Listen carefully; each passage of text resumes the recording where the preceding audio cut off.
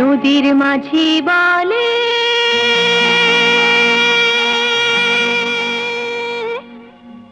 এসো নবীন, মাঠের কবি বলে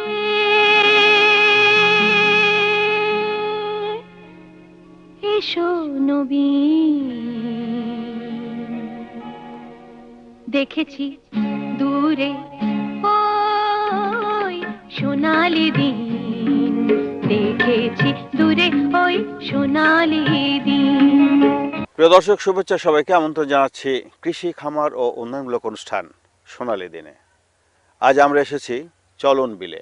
আপনারা জানেন, বাংলাদেশের উত্তর অঞ্চলের বগুড়া, সিরাজগঞ্জ, নাটোর, পাবনা এই 4টি জেলার বিস্তীর্ণ প্লাবনভূমির নিয়ে আমাদের চলন বিল।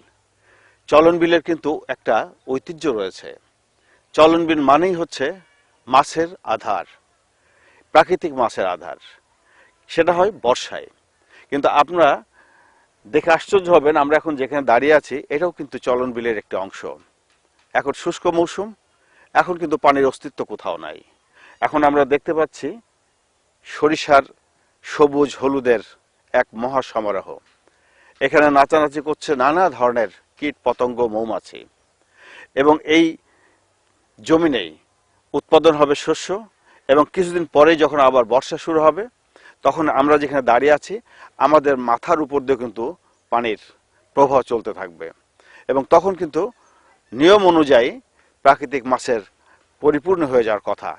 কিন্তু সেই সুযোগটা এখন কিন্তু আমাদের হচ্ছে না, যার পরিপ্রেক্ষিতে কৃষি গবেষণা ফাউন্ডেশন কেজিএফ এর আর্থিক এবং কারিগরি সহযোগিতায় শিক্ষা, স্বাস্থ্য উন্নয়ন সংস্থা শিশুক তারা এই প্লাবনভূমিতে কিভাবে মাছ চাষ করে এই এলাকার মানুষের আর্থসামাজিক অবস্থার উন্নয়ন ঘটানো যায় তার নানা ধরনের গবেষণা করেছেন, প্রায়োগিক গবেষণা করছেন, এবং যার পরিপ্রেক্ষিতে এখানে বর্ষায় পর্যাপ্ত পরিমাণ মাছের উৎপাদন তারা নিয়ে আসতে সক্ষম হয়েছেন এই এলাকার মানুষের আর্থসামাজিক অবস্থার উন্নয়নের জন্য। এবং বর্ষায় এখানে যে সমস্ত জলজ আগাছা হয় সেইগুলিকে কমিয়ে মাছ চাষের মাধ্যমে এখানে আগাছা মুক্ত করে এই যে শুষ্ক মৌসুমে কিভাবে অল্প খরচে আমাদের কৃষকরা শস্য ফলাতে পারে তার গবেষণা করে যাচ্ছেন। এই সার্বিক বিষয়ের উপর থাকছে আপনাদের জন্য একটি প্রতিবেদন। চলুন দেখা যাক অনুষ্ঠানটি।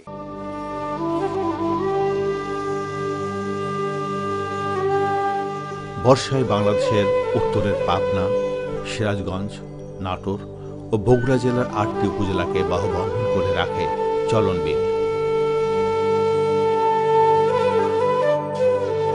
মিঠা পানির এই বিশাল জলাধারে একসময় পাওয়া যেত যমুনা নদীর স্রোতে ভেসে আসা নানা ধরনের প্রাকৃতিক মাছ।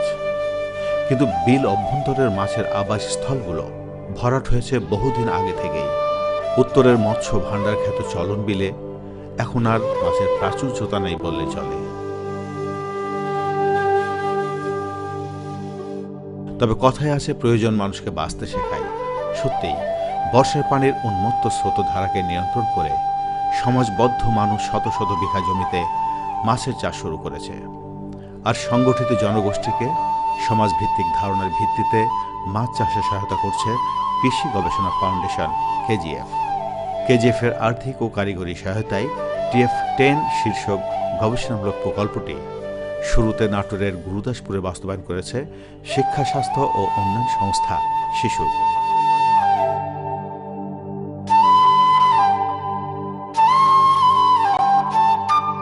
TF10 শীর্ষক গবেষণামূলক প্রকল্পটির সফলতার ভিত্তিতে নাটোর ও সিরাজগঞ্জের তাড়াশ উপজেলায় আরও একটি প্রকল্প পাইলটিংয়ের উদ্যোগ গ্রহণ করে কেজিএফ। এই প্রকল্পের আওতায় বেশ কয়েকটি কমিউনিটি এন্টারপ্রাইজের মাধ্যমে সমাজভিত্তিক মৎস্য চাষ ও কৃষিকাজে এগ্রিকালচারাল সিস্টেম ডেভেলপমেন্টের প্রায়োগিক গবেষণা চলমান রয়েছে। উদ্দেশ্য হচ্ছে সমাজের সর্বস্তরের জনসাধারণের আর্থসামাজিক অবস্থার উন্নয়ন ও নতুন নতুন কর্মসংস্থানের ক্ষেত্র সৃষ্টি করা। প্রিয় দর্শক, এখন আমরা আছি চলন বিল এলাকার সিরাজগঞ্জ অংশে। এখানে দেবীপুর শিশুক মৎস্য কমিউনিটি এন্টারপ্রাইজের সদস্যরা এখানে রয়েছেন। এখানে কতজন সদস্য নিয়ে আপনাদের এই সমিতিটা গঠন করা হয়েছে? এখানে 323 জন সদস্য নিয়ে এই মৎস্য প্রকল্প দাঁড় করিয়েছি। আচ্ছা, কতটুকু জায়গা এখন এখানে আপনাদের? প্রায় 600 বিঘা। আপনার শেয়ার তুলেছেন? 813টি কমিউনিটি শেয়ার সংগ্রহ করেছি এবং শিশুক দিয়েছে 500টি, আর শিশু গরিব দুস্থদের জন্য দিয়েছে 110টি। গরিব মানুষও যাতে এখান থেকে বাদ না যায়, হ্যাঁ, বাদ সমিতি না থেকে, যায়, তারাও তাদেরকেও যেন সম্পৃক্ত সদস্য করা থাকতে হয়েছে। পারে। এই এক একটা শেয়ারের মূল্য কত হচ্ছে? এক একটি শেয়ারের মূল্য 1000 টাকা। এবছর কি মাছ আপনারা ছেড়ে চাষ করে মাছ পাইছেন কিছু? হ্যাঁ, পাইছি। কত টাকার মাছ ধরা হয়েছে যাবত 19,23,000 সামথিং। আচ্ছা, আর কি মাছ আছে? হ্যাঁ, মাছ আছে। আনুমানিক কেমন টাকার হতে পারে? মানে 7-8 লক্ষ টাকার মাছ এখনো আছে। আচ্ছা, আপনার কাছে এবার একটু জানি যে এই বছর প্রথম আপনারা মাছ চাষ করলেন এখানে সমিতির মাধ্যমে, তাই না? যে সমিতির মাধ্যমে প্রথম মাছ। এর আগের বছর কেমন অবস্থা ছিল এই এলাকার? আমাদের এটা চলন বিলের তলদেশ বলতে গেলে। আচ্ছা। এখানে কচুরি পানা আবর্জনা দ্বারা ভরপুর হয়ে থাকে বর্ষা আসলে। হ্যাঁ, চতুর্দিক থেকে কচু এসে ভরে থাকে, এটা পরিত্যক্ত ভূমির মতোই, বুঝলেন না? এই জায়গায় আমরা এই কচুরি পানা আবর্জনা এগুলো সাফ সুফ করতে করতে আমরা একটা ফসল মাত্র করতে পারি, কিন্তু আর ওই খরচ অনেক বেশি হতো। আচ্ছা। আর এই বছরে আমরা এই শিশুকের মাধ্যমে আমরা এই প্লাবন ভূমিতে মাছ চাষ করার ফলে এখানে কচুরি পানা আসতে পারে নাই। দুইটা বড় ব্রিজ যেখান দিয়ে কচুরি পানা ঢুকতো, কচুরি পানা আসতে পারে নাই অন্য জায়গা থেকে। এবং সারা আমরা ফসল কাটার পর এই প্লাবন ভূমির একের জমিগুলো মানে পরিষ্কার ছিল, মাছ চাষ করছি, খাদ্য দিছি, এতে জমিগুলোর উর্বর শক্তি বাড়িছে। আমরা বুঝতে পারছি এখন ফসল করে, এবং অতি দ্রুত যে জায়গাতে আমাদের এক ফসল হতো না, এবার আপনারা দেখতেই পাচ্ছেন স্যার, সারা মাঠে সরষে। আমাদের একটা হিসাব আছে, পার বিঘাতে নিম্নতম 6 মণ 7 মণ করে শস্য হবে শুকায়, বুঝলেন? এটা তো আমরা শস্যের দিকে উপকৃত হলাম। এবং এই শস্যের পাতা পুতা যত আছে এইগুলো আবার মাটিতে পড়ে আবার উর্বর শক্তি বেড়ে গেল। কি করবেন? আমরা আবার ইরি করবো, হ্যাঁ, বড় ধানের চাষ করব। এ ধরনের প্রকল্প বাস্তবায়ন করতে প্রাথমিক পর্যায়ে প্রকল্পের ধারণা ও সুবিধা বিষয়ে একাধিক ফরমাল ও নন ফরমাল মিটিংয়ের আয়োজন করা হয় কমিউনিটি পর্যায়ে, কখনো দলীয়, আবার কখনো ব্যক্তি পর্যায়ে। তাছাড়া আর্থিক সক্ষমতার ভিত্তিতেও শ্রেণী বৈষম্য ও মতভেদ থাকতে পারে, এই সার্বিক বিষয়কে বিবেচনায় রেখে একটি পূর্ণাঙ্গ কমিটি গঠন করা বেশ দুরূহ কাজ হলেও শিশুদের যোগ্য নেতৃত্বে সফলভাবে পরিচালিত হচ্ছে কমিউনিটি এন্টারপ্রাইজের ব্যাপক কর্মযজ্ঞ। সিরাজগঞ্জের দেবীপুর মহিষলুটি ও নাটোরের উদবাড়িয়া শিশু মৎস্য কমিউনিটি এন্টারপ্রাইজ তিনটি মূলত social and economical research based sub project. প্লাবনভূমিতে মাছ চাষের জন্য বিলের নির্বাচিত অংশে কিছু অবকাঠামোগত সংস্কার করা হয়েছে কৃষি গবেষণা ফাউন্ডেশন কেজিএফ এর আর্থিক ও কারিগরি সহায়তায় এবং শিক্ষা স্বাস্থ্য উন্নয়ন সংস্থা শিশুকের পরিকল্পনায়।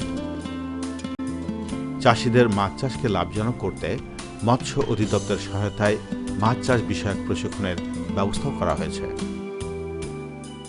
আমি আপনার কাছে একটু প্রথমে জানি যে এইখানে এই যে আমরা যেখানে দাঁড়িয়ে আছি, বর্ষায় তো এটা একটা প্লাবন ভূমিতে পরিণত হয়ে যায়, এবং তখন এখানে এই জায়গাটাকে মানে এরকম বেশ কিছু জায়গাটাকে ওনারা মাছ চাষের জন্য উপযোগী করে নিয়ে মাছ চাষ করেন। তো সেটা সম্ভাবনা কেমন দেখছেন, এবং সেক্ষেত্রে আপনাদের পক্ষ থেকে ডিপার্টমেন্ট অফ ফিশারিজের পক্ষ থেকে কী ধরনের সাপোর্ট আপনারা দিচ্ছেন? ধন্যবাদ আপনাকে। আসলে আপনি জানেন যে বাংলাদেশ একটা বৃহত্তম একটা বদ্বীপ, এবং এই দেশে প্রচুর আপনার প্লাবনভূমি আছে। আমাদের বাংলাদেশে প্রায় 30 লক্ষ হেক্টরের অধিক প্লাবনভূমি আছে। সিরাজগঞ্জ যমুনা বিধৌত একটা এলাকা, এবং চলন বিলের একটা বড় অংশ সিরাজগঞ্জে পড়েছে। এই সিরাজগঞ্জ আমার জেলাতে প্রায় 90,000 হেক্টর প্লাবনভূমি আছে। তার ভিতর তাড়াশ সবচেয়ে বেশি। তাড়াশে অতি সম্প্রতি শিশু নামে একটা এনজিও, ওনারা প্লাবনভূমিতে সমাজভিত্তিক মাছ চাষের একটা কনসেপ্ট নিয়ে আসছে। এটা অত্যন্ত ভালো, এবং স্বাভাবিক অবস্থায় আমাদের প্লাবনভূমিতে 290 থেকে 315 কেজি পার হেক্টরে মাছ হয়। এটা ন্যাচারাল ফিশ। কিন্তু আপনি যদি ব্যবস্থাপনার ভিতরে নিয়ে আসেন, এখানে যদি বাইরে থেকে মাছ ছাড়া হয়, বিশেষ করে রুই জাতীয় মাছ, তাহলে অন্য অন্য জায়গার চেয়ে এই প্লাবনভূমির উৎপাদনশীলতা বেড়ে যায়। আসলে সরকারের উদ্দেশ্য হচ্ছে প্রোডাকশন বাড়ানো, আমরা জিও এনজিও এইটা জয়েন্টলি কাজ করি সব জায়গায়, যেহেতু এই তাড়াশ ইয়ের ভিতরে, সিরাজগঞ্জের ভিতরে, সুতরাং এখানে যে কোনো ফিশারিজের কর্মকাণ্ড হলে আমাদের মৎস্য অধিদপ্তর এই ব্যাপারে তাদেরকে প্রয়োজনীয় হেল্প করে, বিশেষ করে কারিগরি সহায়তা। কমিউনিটি এন্টারপ্রাইজের সদস্যরা আগামী বর্ষায় মাছ চাষের ব্যাপক প্রস্তুতি হিসেবে লিজকৃত পুকুরে মাছের পোনা স্টক করছেন। মাছের রেণুপোনা সংগ্রহ, খাবার দেওয়া, পরিচর্যা করা, এই সার্বিক কাজের মাধ্যমেও কিছু পোনা ব্যবসার কর্মসংস্থানের সৃষ্টি হয়েছে, কাজের সুযোগ সৃষ্টি হয়েছে কৃষি শ্রমিকদের। প্রকল্প বাস্তবায়নে মাছ চাষের প্রাধান্য থাকলেও দলগতভাবে সকল সদস্যের উৎপাদন ও ব্যবসায়িক সক্ষমতা বৃদ্ধি করা এবং স্থানীয় জনসাধারণের অর্থনৈতিক কর্মকাণ্ডের বহুমুখী সুযোগ সৃষ্টি করাই ছিল প্রকল্পের প্রধান উদ্দেশ্য। চাষিদের উৎপাদিত মাছ বিক্রি হচ্ছে সিরাজগঞ্জ নাটোর মহাসড়কের পাশে মহিষলুটি বাজারে। মাছের উৎপাদন বৃদ্ধির সাথে বাজার সংশ্লিষ্টদের আয় রোজগার বৃদ্ধির নিবিড় সম্পর্ক রয়েছে। বাজারে আগমন ঘটছে বিক্রেতা, ক্রেতা, বিভিন্ন ধরনের পরিবহন ও শ্রমিকদের। বরফকলে চলছে বরফ উৎপাদন আর বিপণনের ব্যস্ততা। আর বাজারমুখী মানুষের চাহিদা বিবেচনা করে বাজার হয়েছে সরব। বেচা বিক্রি বেড়েছে দোকানিদের, তৈরি হচ্ছে নতুন নতুন দোকান, ব্যবসা প্রতিষ্ঠান, বৃদ্ধি পাচ্ছে জমির মূল্য।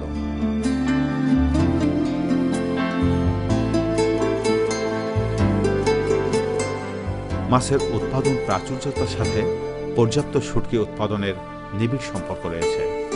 শুটকি প্রক্রিয়াজাতকরণের সাথে সম্পৃক্ত ব্যবসায়ী ও শ্রমিকদের আয় বেড়েছে।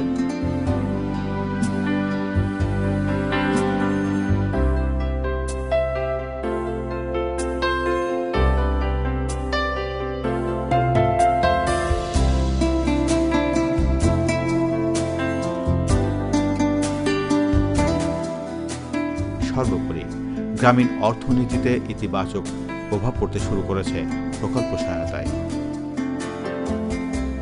প্রকল্প এলাকার ভূমিহীন কৃষক কিষানি কমিউনিটি এন্টারপ্রাইজের সদস্য হয়েছেন শিশুকের আর্থিক সহায়তায় এবং প্রকল্পের বিভিন্ন কাজের মাধ্যমে তাদের দৈনন্দিন আয় রোজগার বেড়েছে। পাশাপাশি হাঁস পালন করে উৎপাদন করছে প্রচুর পরিমাণে ডিম।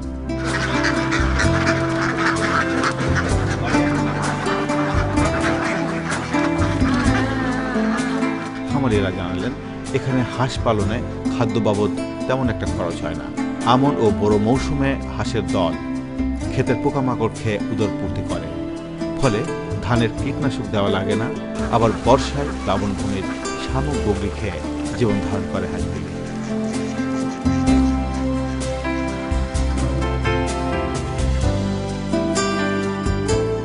বর্ষায় প্রকল্পভুক্ত এলাকার সমাজভিত্তিক বা দলগতভাবে মৎস্য চাষ করলেও শুষ্ক মৌসুমের সদস্যরা নিজ নিজ জমিতে ব্যক্তি উদ্যোগে ফসল ফলাবেন। শুষ্ক মৌসুমে এ বিলের ভিন্ন রূপ দেখা যায়। হলুদ আর সবুজের সমারোহ, চোখ জোড়ানো, মন মোহিত করা প্রকৃতির এ সাজ আকৃষ্ট করে কীটপতঙ্গকেও। ফুলে ফুলে গুঞ্জরিত মৌমাছির ব্যস্ততা মধু সংগ্রহে। আর মৌমাছি কিন্তু কৃষকের বন্ধু। মধু সংগ্রহকালে সরিষা ফুলে পরাগায়ন ঘটিয়ে সরিষার ফলন বৃদ্ধিতে সহায়তা করছে।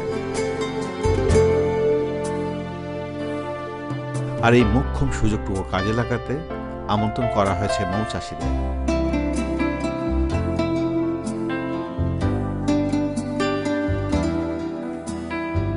আমাদের এই মধু কিন্তু বিদেশেও রপ্তানি হচ্ছে, আয় হচ্ছে বৈদেশিক মুদ্রা, কর্মসংস্থান হচ্ছে বহু মানুষের।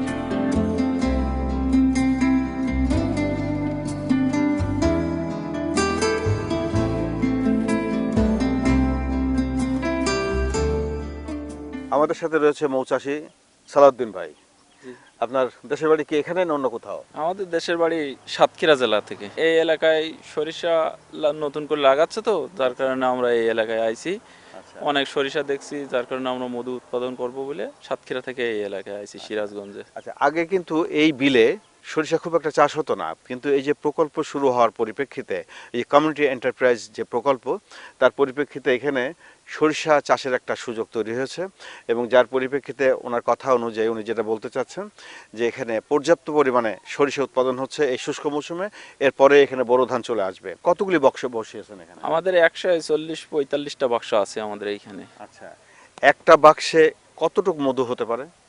2 থেকে 3 কেজি 4 কেজি হয়। আচ্ছা, কতদিনে সেটা? এটা 7-8 দিন পর পর। আপনার সাথে কতজন কাজ করছে?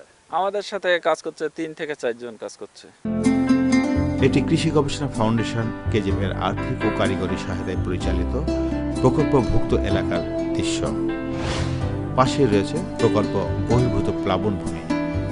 বর্ষায় এখানে মাছ চাষ হয়নি, ফলে কচুরিপানায় ছিল পরিপূর্ণ। এখন চাষযোগ্য করতে পরিষ্কার করতে হচ্ছে জলজ আগাছা। বিঘাপতি খরচ হচ্ছে 4000 টাকা। তাছাড়া শ্রমিক সংকট তো রয়েছেই, ফলে বোরো ধানের আগে এখানে আর সরিষার চাষ সম্ভব হচ্ছে না। ফলে একটি ফসল থেকে বঞ্চিত হচ্ছে কৃষক, আর মৌচাষিরা হারাচ্ছে মধু সংগ্রহের সুযোগ। এখানে কেন প্রকল্প করছেন না? এখানে তো আমরা প্রথম প্রকল্প বুঝি নাই, তবে এবার ওখানে করাতে আমরা যে সুবিধা পাইছি এটাতেও আমাদের করার ইচ্ছা আছে। নাটোরের উৎবাড়িয়া শিশুক মৎস্য কমিউনিটি এন্টারপ্রাইজ প্রায় 500 বিঘার প্লাবনভূমির এই প্রকল্পভুক্ত জমিতে ধানের সাথে মাছের চাষ করা হয়েছে গত বর্ষা মৌসুমে। মাছ চাষের কারণে এখানকার জমি জলজ আগাছা মুক্ত। এখন শুষ্ক মৌসুম, চাষিরা নিজ নিজ জমিতে পেঁয়াজ রসুন আবাদ করেছেন বিনা চাষে। বিলের নিম্ন অংশে চলছে আগামী বর্ষা মৌসুমের জন্য মাছের পোনা মজুদের প্রস্তুতি। প্রিয় দর্শক, আমরা এসেছি নাটোর উপজেলার গুরুদাসপুর উপজেলার উৎবাড়িয়া মৎস্য কমিউনিটি এন্টারপ্রাইজের একটি প্রকল্প দেখতে। আপনারা দেখতে পাচ্ছেন প্রায় 500 বিঘা জায়গা নিয়ে এই মৎস্য প্রকল্প। এখানে কিছুদিন আগেও কিন্তু পানি ছিল এবং মাছের চাষ হয়েছে, এবং তখন ছিল এখানে ধান, আমন ধান। ধান এবং মাছ একসাথে তারা চাষ করেছিল, এবং এই মাছ চাষ করার পরিপ্রেক্ষিতে এই জায়গাগুলি কিন্তু জলজ আগাছা মুক্ত ছিল।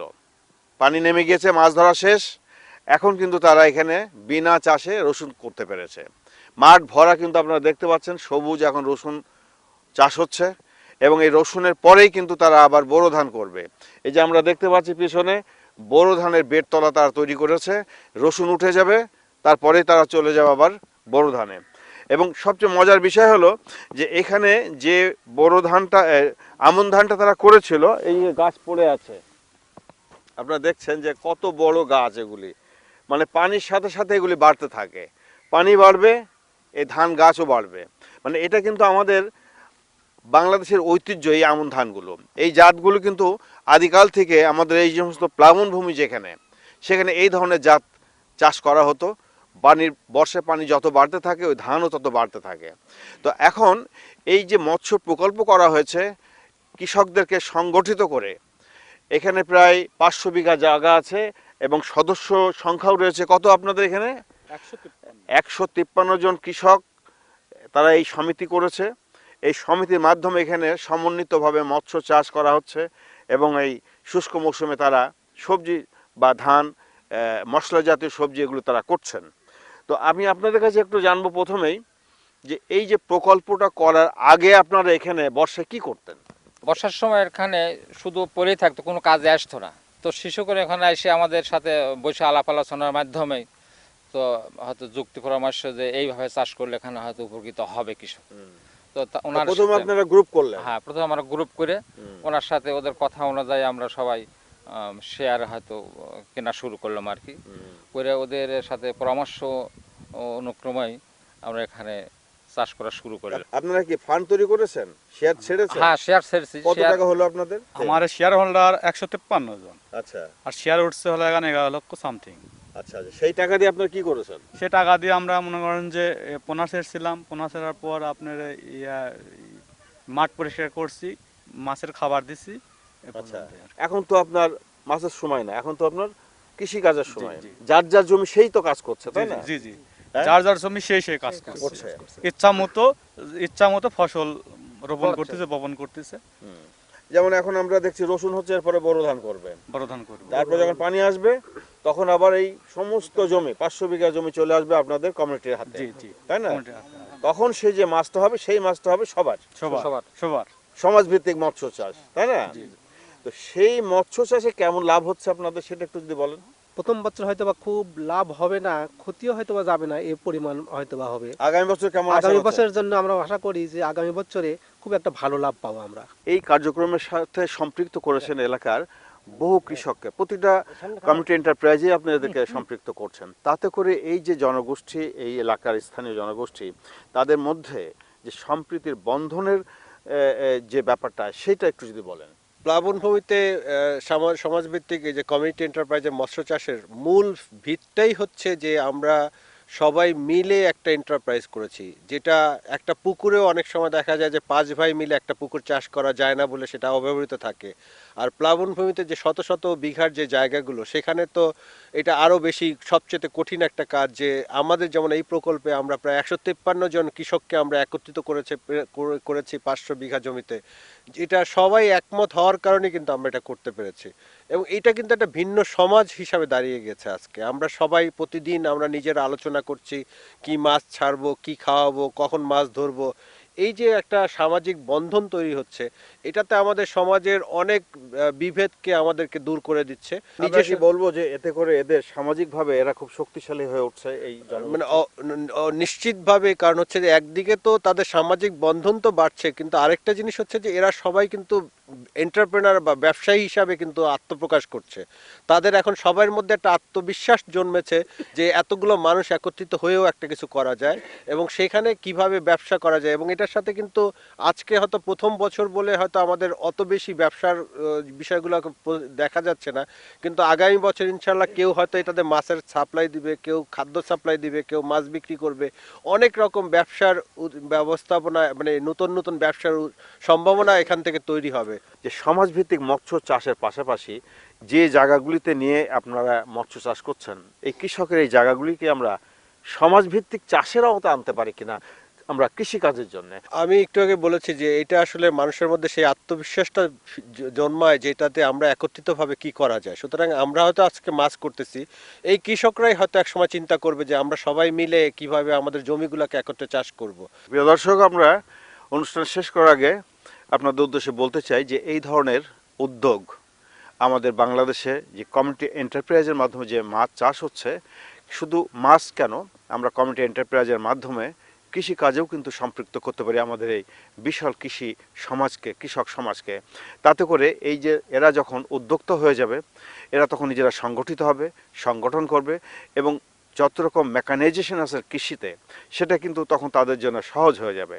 এবং শিশুকের মতন প্রতিষ্ঠানগুলি যদি এগিয়ে আসে কৃষকের পাশে, তাহলে কিন্তু তাদের পক্ষে সম্ভব হবে এই কমিউনিটি এন্টারপ্রাইজের মাধ্যমে মৎস্য এবং কৃষির সার্বিক উন্নয়নের মাধ্যমে বাংলাদেশকে একটি শক্তিশালী এবং অর্থনৈতিকভাবে শক্ত মজবুত ভিত্তির উপর দাঁড় করানো এবং মধ্যম আয়ের দেশের যাওয়ার যে আমাদের আকাঙ্ক্ষা, যে আমাদের লক্ষ্য স্থির করা হয়েছে, এবং সেটাও কিন্তু সহজ হবে।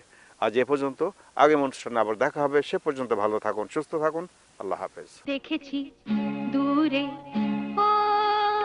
ওই সোনালি দিন, দেখেছি দূরে ওই সোনালি দিন,